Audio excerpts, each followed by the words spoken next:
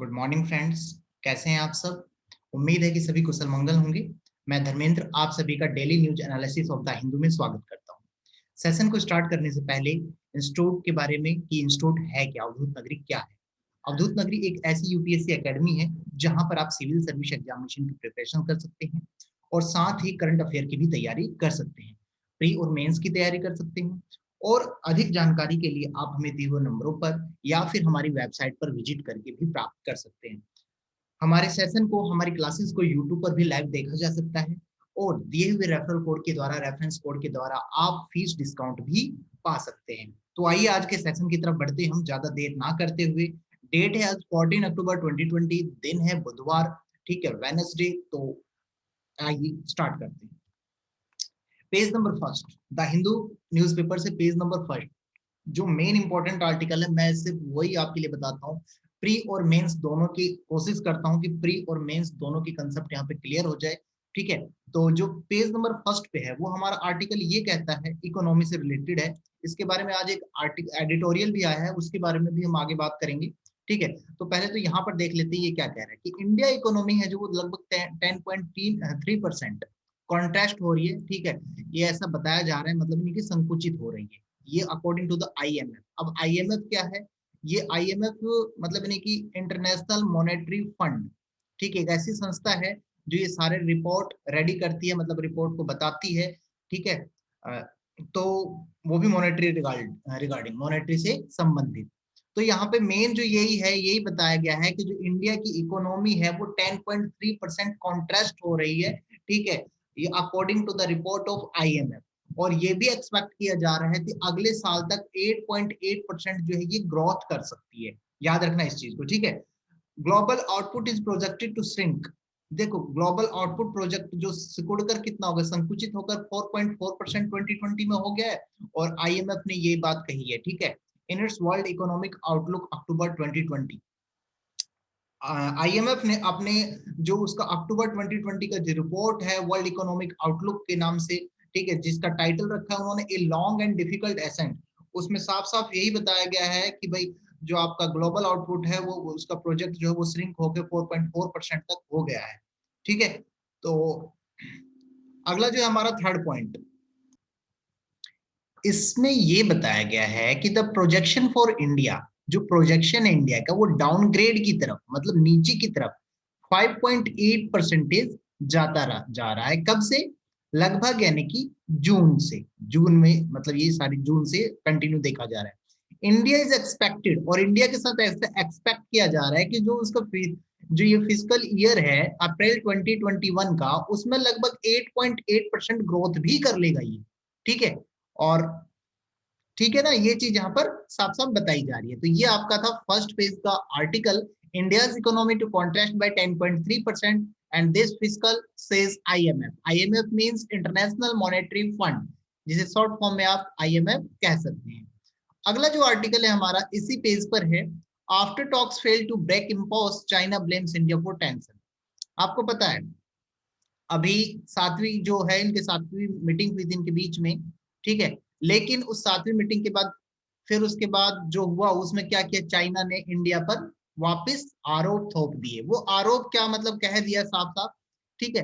आपको पता है लगभग ये लास्ट जो मीटिंग थी अपनी सितंबर 21 को हुई थी, और फिर ये सातवीं मीटिंग अभी हुई थी, ठीक है, जो मैंने आपको आर्टिकल्स में बताए भी थे। तो उसमें है क्या, इन सारी चीजों को देखते हुए जो अपनी मीटिंग हुई है उसमें ये बताया गया है साफ साफ कि जो चाइना है, मतलब चाइना ये कह रहा है कि जो भारत है वो एलएसी के साथ जो भी है, मतलब एलएसी का जो ये सब चल रहा है, दोनों के बीच में मतभेद एलएसी को लेकर, ठीक है, वो सारे चीजों के जिम्मेदार है वो भारत है। किस हिसाब से? देखिए पहले तो मैं बता देता हूँ इसके पॉइंट्स क्या कहते हैं, ठीक है। A marathon talks between corps commander held at Chushul in eastern Ladakh, ठीक है, लद्दाख, ईस्टर्न लद्दाख में हुआ था, fail to reach an agreement. और डिसएंगेजमेंट को लेके इनकी जो मीटिंग हुई थी, मैंने आपको डिसएंगेजमेंट के ऊपर एक आर्टिकल बताया था, उसे लेके जो इनकी मीटिंग हुई थी, ठीक है, जो ट्यूसडे को हुई थी, ये भी बताया था आपको, ठीक है। तो उसमें जो रूट कॉज बता दिया उसने इंडिया को ही बता दिया, इंडिया के इंफ्रास्ट्रक्चर डेवलपमेंट को कह दिया, मिलिट्री डेवलपमेंट को कह दिया, ठीक है, जो एलओसी के नजदीक हो रहा है, एलओसी के किनारे हो रहा है, ठीक है। उन सारी चीजों को इसने क्या कह दिया, इंडिया को जिम्मेदार ठहरा दिया कि भाई तुम ही हो एलएसी के लिए जिम्मेदार। ठीक है, 7 राउंड हो चुके हैं लगभग मिलिट्री टॉक के, ठीक है, जिसमें डिसएंगेजमेंट के रिगार्डिंग ये सारी बातें हुई थी, लेकिन वो हुआ क्या, बार बार क्या कह रहा है, इंडिया पे ब्लेम कर रहा है। लास्ट जो हमारी मीटिंग हुई थी सितंबर 21 को, जिसमें उन्होंने ये दोनों मतलब यानी कि दोनों सेना ने या दोनों कमांडर के बीच में ये डील हुआ था कि दोनों अपनी अपनी टुकड़ी को फ्रंट लाइन पे नहीं भेजेंगे। तो चाइनीज फॉरेन मिनिस्टर जो स्पोकर पर्सन है, वो उन्होंने साथ साथ यही कहा है कि responding to a question at daily briefing on the India unveiling new bridges as a part of upgrading border. देखिए वही बात आगे घूम फिर के, मतलब या जो बॉर्डर के पास में जो भी काम चल रहे हैं, मतलब बॉर्डर इंफ्रास्ट्रक्चर, चाहे रोड बनाने का काम हो गया या ब्रिज बनाने का काम हो गया या इस टाइप से जो भी काम, तो इन सारी चीजों को लेके बार बार जो आपका बीजिंग है वो इंडिया को ब्लेम कर रहा है, that you are the responsible for this cause. ठीक है, इन कारणों के लिए जो है वो आप जिम्मेदार हो। तो इस प्रकार ये जो मतलब यानी कि कह सकते हैं जो अपनी 7वीं मीटिंग है वो भी हमारी फेल हो गई, और उसका ये कंक्लूजन निकल के आया जो मैंने आप लोगों को बता दिया। ठीक है, अगले आर्टिकल्स की तरफ बढ़ते हैं। अगला आर्टिकल देखिए, अगले आर्टिकल से पहले इसी में बार बार एलएसी आ रहा है और डेली लगभग हम एलएसी के बारे में पढ़ते हैं। तो एलएसी है क्या एक्चुअली? एलएसी होता है लाइन ऑफ एक्चुअल कंट्रोल, मतलब यानी कि एक ऐसी लाइन जो दो टेरिटरी को विभाजित करके उनके बॉर्डर एरिया को अलग कर दे। ठीक है, तो कह रहा है separates Indian control territory from Chinese. देखिए बता दिया ना, इंडियन टेरिटरी को चाइनीज टेरिटरी से अलग करे। और इंडिया का जो एलएसी माना जाता है लगभग 3488 किलोमीटर, 3488 किलोमीटर लॉन्ग माना जाता है। ठीक है, और while the Chinese considered it, और जबकि चाइनीज इसमें कितना मानते हैं, केवल 2000 किलोमीटर मानते हैं। इसे 3 सेक्टर्स में डिवाइड किया गया है। एक तो पहला जो है ईस्टर्न सेक्टर, दूसरा मिडिल सेक्टर और तीसरा वेस्टर्न सेक्टर। ईस्टर्न सेक्टर में जो है अरुणाचल प्रदेश और सिक्किम वाला एरिया, और दूसरी तरफ उत्तराखंड और हिमाचल प्रदेश से लगा हुआ एरिया, और जो आपका है तीसरा लद्दाख से लगा हुआ एरिया। ठीक है, India China LAC in Ladakh is outcome of the territory illegally retained by China. आपको देखा है आपने, एलएसी पे हरदम इलीगल एक्टिविटीज होती रहती है जो कि चाइना के द्वारा किया जाता है। ठीक है, और इस प्रकार से, और लगभग 1962 से ये कंटिन्यू हमारा चल रहा है। तो ये हो गया एलएसी। एलएसी है क्या, ठीक है, और एलएसी किस किस एरिया को माना जाता है, मैंने ये चीज आपको बता दिया यहाँ पर, या एलएसी का एरिया कितना है वो भी चीजें मैंने आपको बता दिया। अगला जो आर्टिकल है हमारा पेज नंबर 2 से, ठीक है, छोटा सा आर्टिकल है, Delhi airgram sorry Delhi Gurugram air quality. Gurugram जो कि गुड़गांव था पहले, ठीक है, अब नाम बदल के इसका गुरुग्राम कर दिया गया है।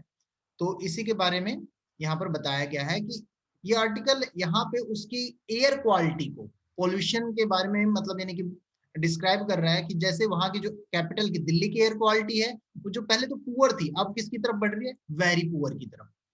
ठीक है, और ये जो रिपोर्ट देता है कि भाई पुअर है या वेरी पुअर, ये सफर के द्वारा, एक सफर एजेंसी है उसके द्वारा ये रिपोर्ट प्रस्तुत की जाती है। ठीक है, अगले 2 दिन में जो सफर ने रिपोर्ट की है कि जो भारत का, सॉरी भारत कह रहा हूँ, दिल्ली का जो एयर क्वालिटी का जो इंडेक्स है वो पुअर से वेरी पुअर की तरफ बढ़ चुका है। ठीक है, अब एयर क्वालिटी इंडेक्स जो दिल्ली में जो मंगलवार को था 300 था, कितना था, 300 था। ठीक है, और बात की जाए जो पहले था मंडे को वो 261 था, मतलब 261 से 300 हो गया, जो कि इंक्रीज हो गया, जो कि काफी चिंताजनक है।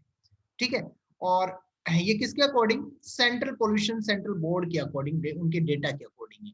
और जो गुरुग्राम की अगर बात करते हैं तो ये ट्यूसडे को 288 था और मंडे को कितना था, 286, सॉरी 259। ठीक है, और नोएडा में बात करें तो ये 286 था आपका, जो कि मंडे को 274 था। देखा जा रहा है कि मतलब जो एयर पोल्यूशन है, या मतलब यानी कि जो आपका एयर क्वालिटी की बात करें तो जो वहां का पोल्यूशन है वो बढ़ता जा रहा है और उसकी एयर क्वालिटी खराब होती जा रही है, ये आप कह सकते हैं। तो देखिए यहाँ पे 2 चीजें निकल के सामने आई, एक तो आपका सफर, ठीक है, और एक आपका एयर क्वालिटी इंडेक्स। ठीक है, तो ये 2 चीजें हम देखते हैं, AQI एक तो, और एक सफर। इन चीजों के बारे में देखते हैं कि ये है क्या एक्चुअली।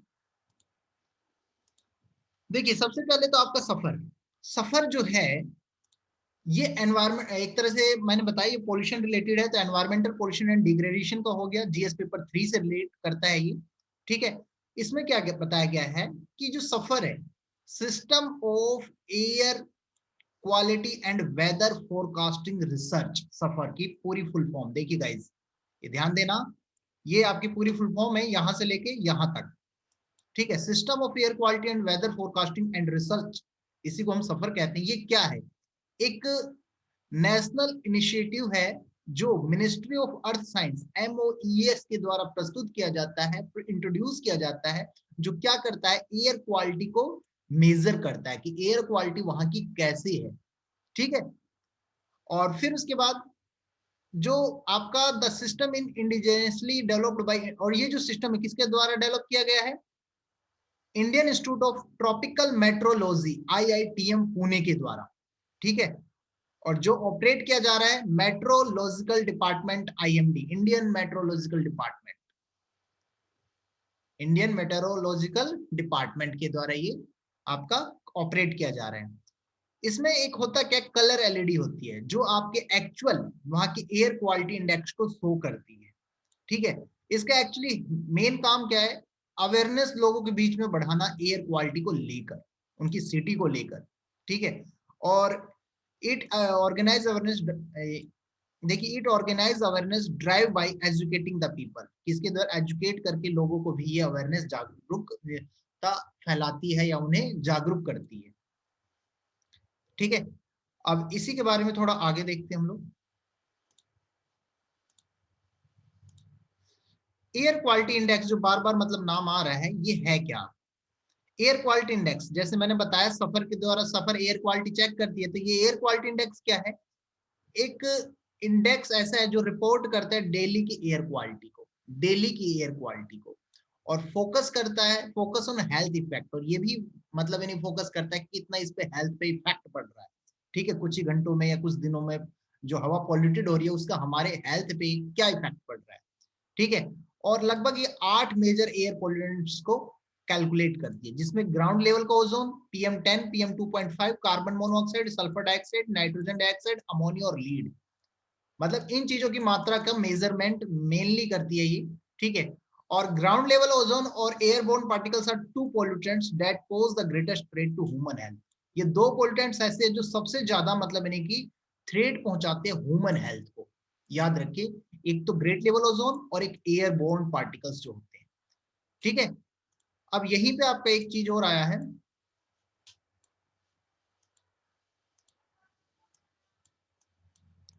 ये देखिए आपका एयर क्वालिटी इंडेक्स के कुछ मेजरमेंट का मैंने बता रखा है यहाँ पे। ओ माय गॉड, इसमें नंबर्स रह गया है आपका गाइज।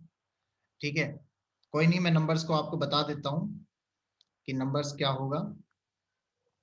देखिए जो आपका गुड लिखा है, मॉडरेट लिखा है, ठीक है, ये सब क्या है, या अनहेल्थी लिखा है या वेरी अनहेल्थी लिखा है, ये सब क्या है, एक्चुअली इसमें ये बताया गया है कि जो एयर क्वालिटी इंडेक्स है आपकी, ठीक है, एयर क्वालिटी इंडेक्स है जो आपका, वो मतलब यानी कि मान लीजिए 100 से 200 है या 200 से 300 है, तो उसका इम्पैक्ट जो है कितना पड़ेगा।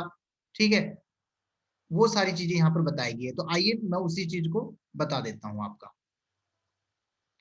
देखिए जो आपका AQ है, मतलब यानी कि पहले जो गुड दे रखा है इसने, ये गुड का क्या कह रहा है, जो 0 से अगर मान लीजिए 50 तक है, मतलब यानी कि यहाँ पर अगर मान लीजिए 0 से 50 तक वैल्यू आ रही है तो ये तो हमारा गुड है, ठीक है, एयर क्वालिटी के। ठीक, अगर मान लीजिए 51 से 100 है तो ये मॉडरेट, और अगर एयर क्वालिटी में जो इंडेक्स का नंबर 101 से 150 तक है, 101 टू 150, तो इट मीन्स आपका वो सेंसिटिव है। ठीक है, अगला जो है आपका, अगर मान लीजिए अनहेल्थी के लिए बात करें तो 151 टू 200, और सबसे ज्यादा जो खतरनाक है 201 से 300, जो कि हजार्डस की श्रेणी में आता है, 201 से 300। ठीक है, ये 201 से 300, और वेरी अनहेल्थी की जो है 151 टू 200। ओके, और जो आपका अनहेल्थी वाला था वो 101 से लेके, मैंने बता ही दिया। ठीक है, तो मतलब यानी कि ये दोनों जो है आपके अनहेल्थी में आ गए, ये मैंने बता दिया, 101 से लेके 150 तक। ओके, तो इस हिसाब से ये हमारा एयर क्वालिटी इंडेक्स के बारे में मैंने आपको यहाँ पर बता दिया। मॉडरेट जो होता है हमारा 51 से लेके 100 तक होता है, 51 से लेके 100 तक। ठीक, तो ये आप लोग ध्यान रखना थोड़ा सा।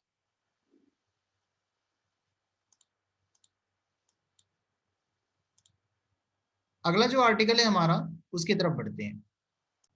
इस आर्टिकल में ये आपका बताया गया है, जो पेज नंबर 9 पे है, 20 में कोई इंपॉर्टेंट नहीं है। ठीक है, पेज नंबर 9 पर डायरेक्ट हम आ गए हैं। एक सीबीआई का छोटा सा आर्टिकल है, तो आपको खुद पता होना चाहिए इसके बारे में। मैंने गाइस बता दिया है आप लोगों को कि सीबीआई क्या है, इसका हेडक्वार्टर क्या है, कहाँ है, ठीक है, कब ये बनी थी या कैसे मतलब फॉर्मेशन में आई, तो ये सारी चीजें मैंने आपको बता दिया है। ठीक है, उन चीजों को आप खुद देखेंगे, खुद रिपीट करेंगे, रिवाइज करेंगे।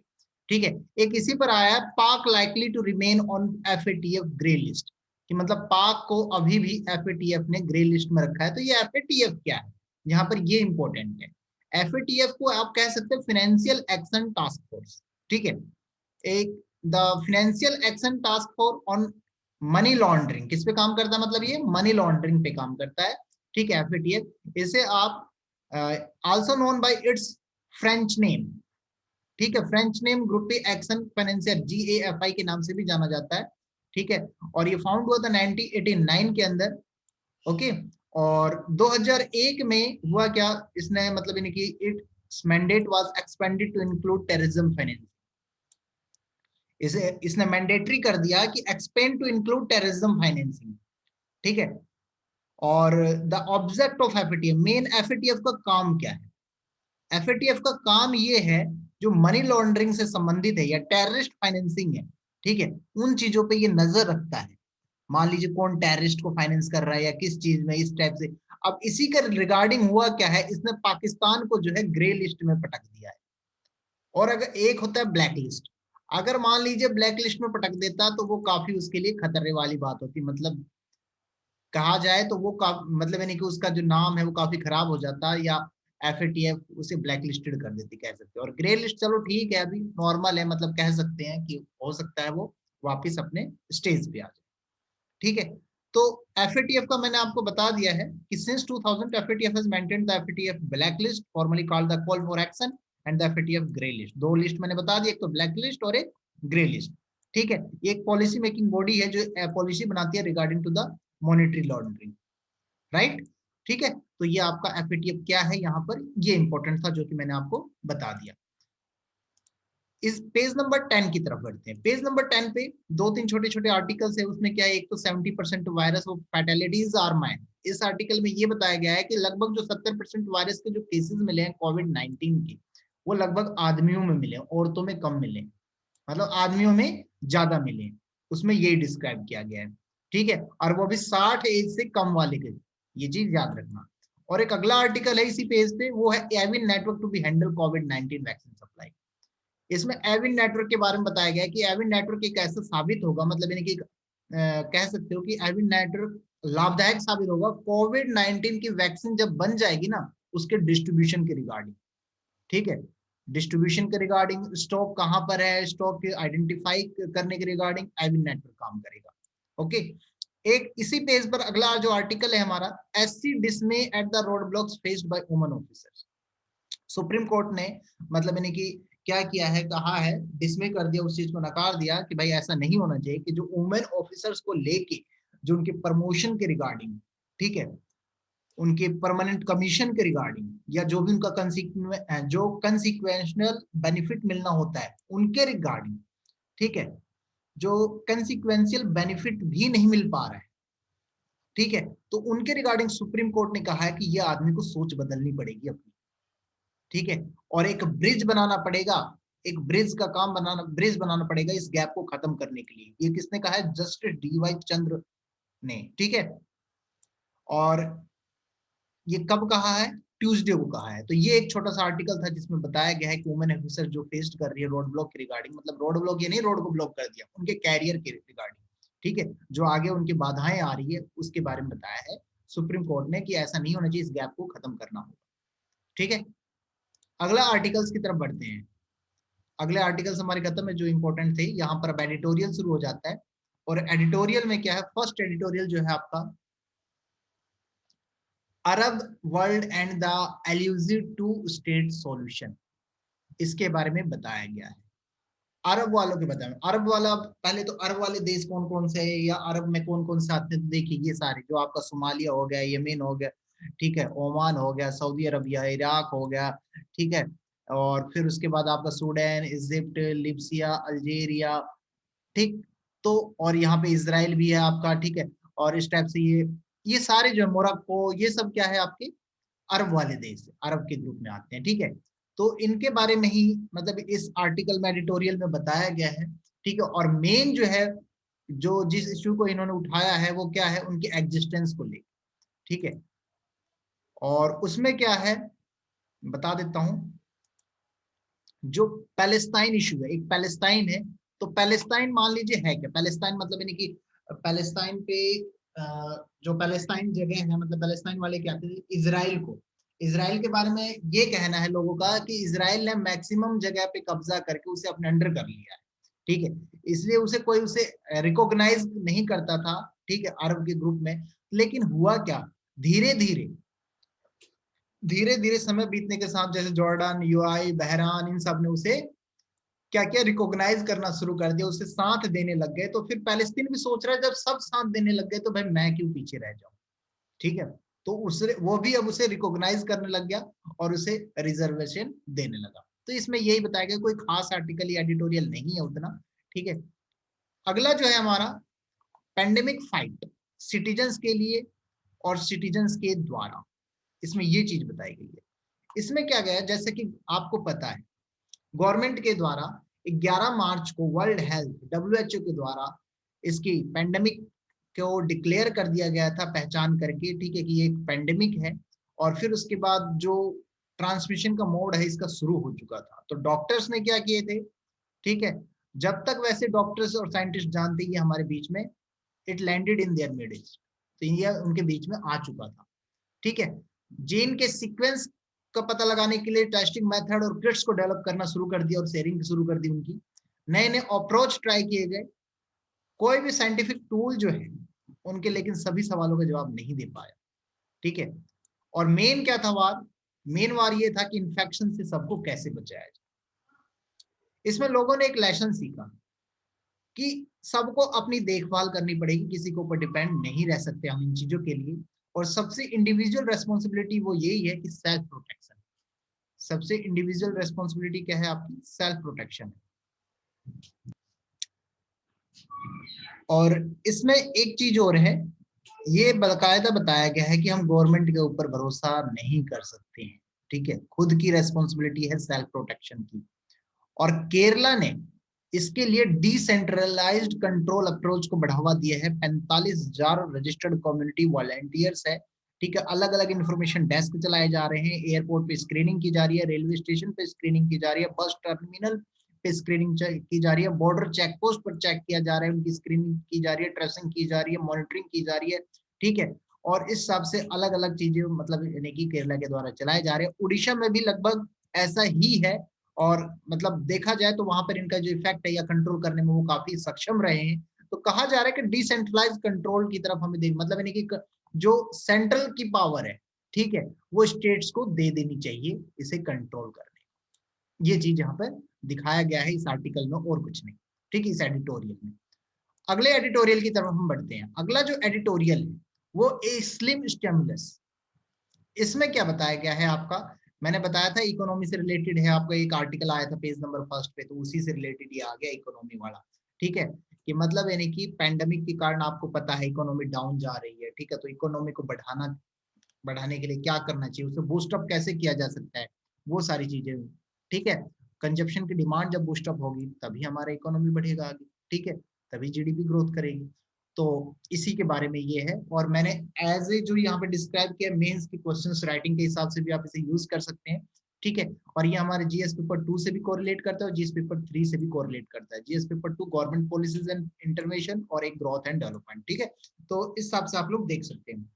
सबसे पहले तो यही आ जाता है कि आपको पता है कि गवर्नमेंट ने अनाउंसमेंट की है कि twin set of measures to boost, मतलब 2 सेट यहाँ पर मेजर किए जाएंगे कंजप्शन को बूस्ट अप करने के लिए, कंजप्शन डिमांड को बूस्ट अप करने के लिए और कैपिटल एक्सपेंडिचर को बढ़ाने के लिए। वो क्या क्या है, एक तो एलटीसी वाउचर और एक फेस्टिवल एडवांस स्कीम। दो चीजें याद रखना है, एक तो एलटीसी वाउचर जिसे आप लीव ट्रेवल कंसेशन कह सकते हो। एलटीसी होता क्या था, पहले गवर्नमेंट ऑफिसर्स हो या कुछ भी हो, जैसे साल में छुट्टी दी जाती थी और ट्रेवल के लिए कंसेशन कि आप वहां जाओ, आपके लिए फ्री है, ठीक है, वहां का खाना पीना, होटल बुकिंग, तो वही चीजें यहाँ पर उन्हीं चीजों का पेंडेमिक के दौरान ये नहीं हो पाया, ठीक है। तो गवर्नमेंट ने क्या किया भाई, एक एलटीसी कंसेशन जारी कर दिया और एक फेस्टिवल एडवांस स्कीम, जिसके द्वारा हमारा कंजप्शन डिमांड भी बूस्ट अप हो जाएगा और इकोनॉमी भी हमारी ग्रोथ कर जाएगी। तो इसलिए ये दो चीजों को उन्होंने जारी कर दी, एक एलटीसी और एक फेस्टिवल एडवांस स्कीम।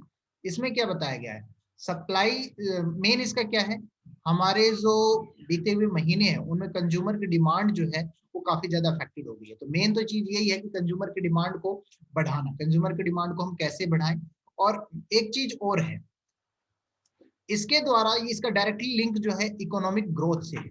ठीक है, जब इसमें कंज्यूमर की डिमांड बढ़ेगी तो इकोनॉमिक जो ग्रोथ होगी ऑटोमेटिक हमारी इंक्रीज होगी। ठीक है, और एलटीसी ये क्या है, इसमें आ रहा है एलटीसी। एलटीसी मैंने बता दिया लीव ट्रेवल कंसेशन है। ठीक है, इन्हें ब्लॉक फॉर 4 ईयर, 4 सालों में एक मतलब इन्हें की एक ब्लॉक होता है जैसे एलटीसी के लिए होता है।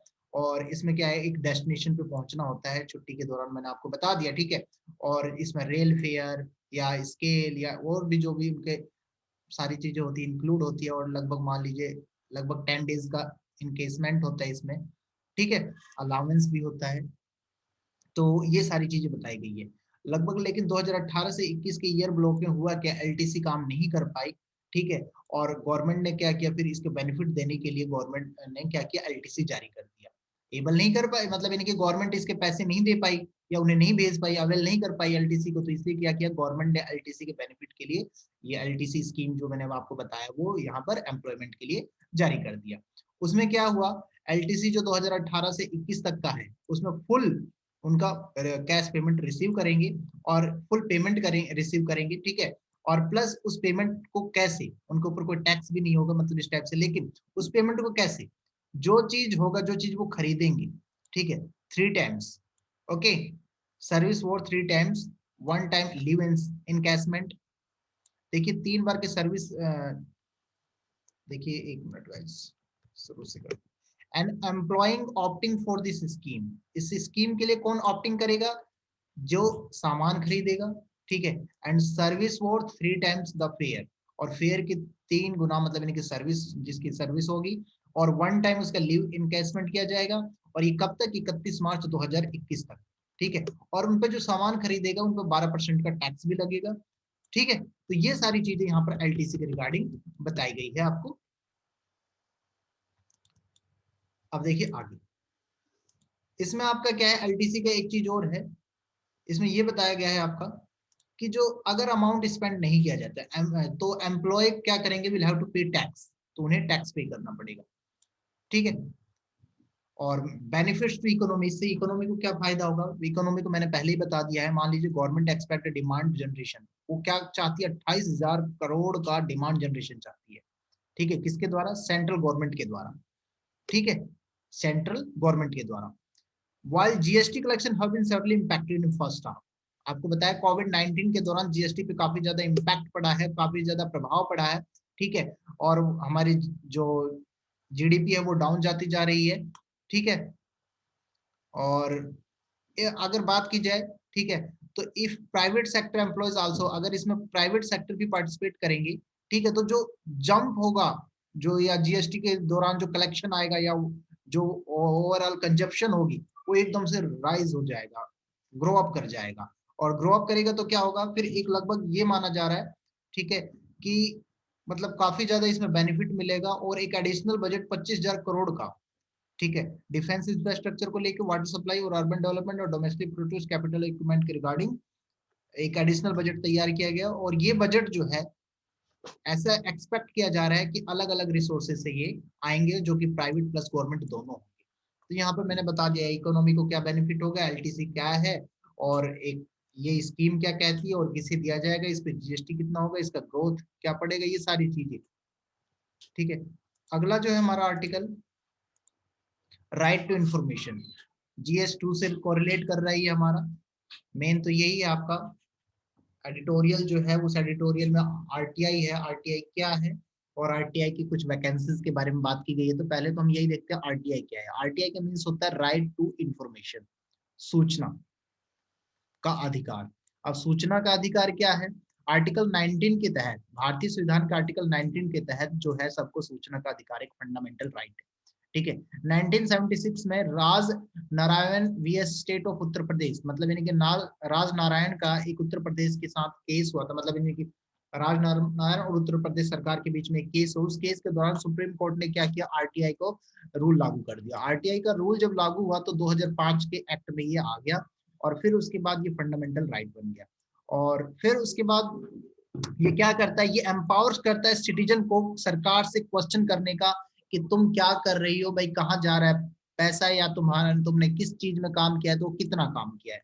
ठीक है, और ये किसके द्वारा, सिटीजन्स के द्वारा, मीडिया के द्वारा करप्शन यूज किया जाता है, किसके लिए, करप्शन को खत्म करने के लिए, गवर्नमेंट कितना काम करे उसके प्रोग्रेस को देखने के लिए, और एक्सपेंस कहाँ कहाँ हुए, इस टाइप की सारी जो इन्फॉर्मेशन होती है उसके लिए आरटीआई का यूज किया जाता है।